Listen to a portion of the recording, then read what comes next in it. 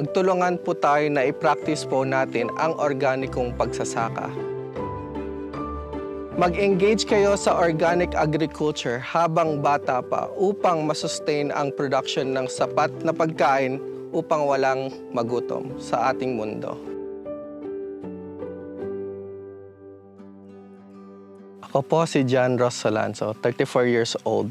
Anak at co-owner po ako ng may-ari ng Solanzo Integrated Farm. Ako po ay pinanganak dito sa Pilipinas pero lumaki po ako sa US. Ang sabi ko po sa mga magulang ko ay gusto kong umuwi ng Pilipinas. So dito po nagsimula kung bakit sila nakabili ng ang farm sa Siniloan, Laguna. Nagsimula po ang Solanzo Integrated Farm mula sa 2 hektare lamang noong 2019. At nadagdagan po ito hanggat umabot po ng 8.5 na hectares. Ang una po namin na OA technology ay ang vermiculture, kung saan nagpaparami po kami ng bulate upang makapag-produce kami ng vermicast. Gumawa po kami ng aming sariling mga organic concoction tulad ng FFJ, FPJ, Calpos at iba pang mga organic fertilizers.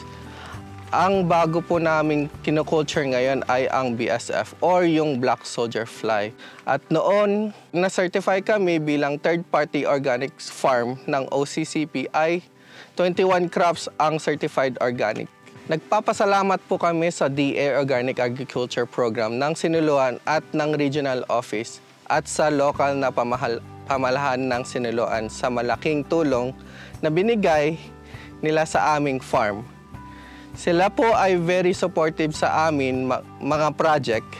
Nabibigyan po kami ng mga seeds, agricultural tools at equipment para sa aming mga pangangailangan dito sa farm.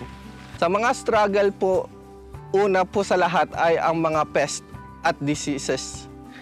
Ang ginawa po namin bilang pest management ay magtanim ng mga citronella, mga flowering plants upang ma-attract ang mga beneficial insects.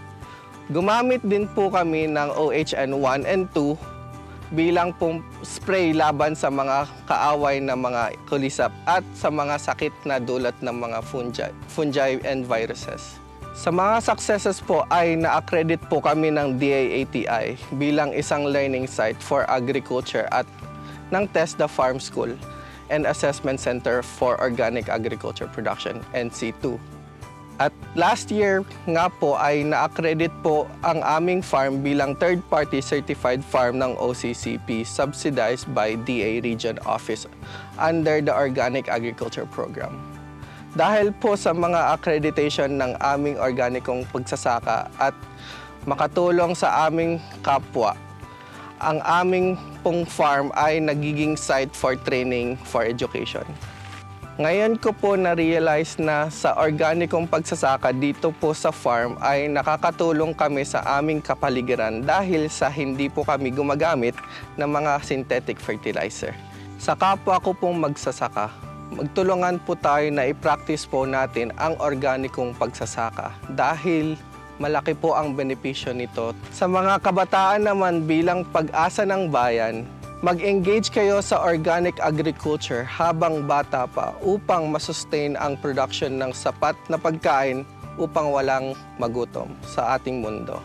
Sa DA naman po ay nakikiusap po kami na huwag po kayong magsawa sa pagtulong sa amin at sa iba pang mga magsasaka na ang tanging layunin ay mapaunlad ang organikong pagsasaka. Ako po si John Ro, nagpapatunay po na sa kabuhayang OA, kinabukasang okay.